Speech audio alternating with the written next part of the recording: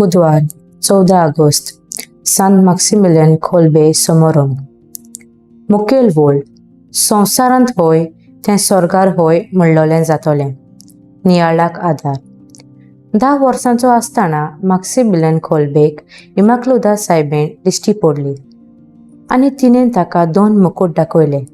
एक मुकुट निर्मलपणाचो आनी दुसरो मुकुट मार्तीरपणाचो. तर खोलबेन दोनूय मुकुट आपणायले.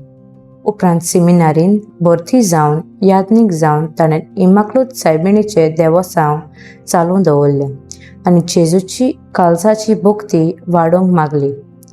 मॅक्सिमिलियन खोलबेन संपर्क साधना वरवीं जेजूच्या उतराचो मोग संवसाराक पावयलो. ताणें इमाक्लुदा सायबिणीचेर बाबात दवरून जेजूच्या काकळुतीन दुसऱ्याक पावोवंक मागलें.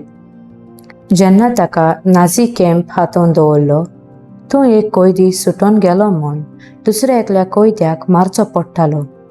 पूण मॅक्सिमिलियन खोलबे तयार जावन ताचे सुवातेर आपूण मरूंक मागलें.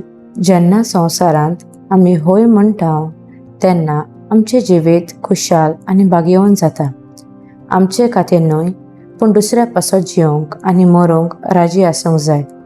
तेन्नाच आमचें जिवीत सुफल आनी देवाक मानवलें जातलें.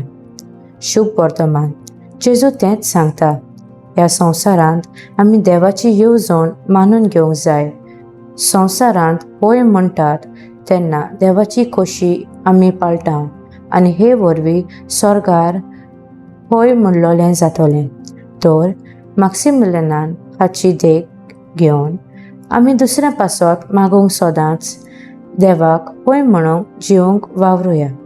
म्हजो थाराव मॅक्सिमिलियन खोलबे भाशेन दुसऱ्या खातीर जिवंक आनी मरूंक राजी जावंक वावुरतलीं.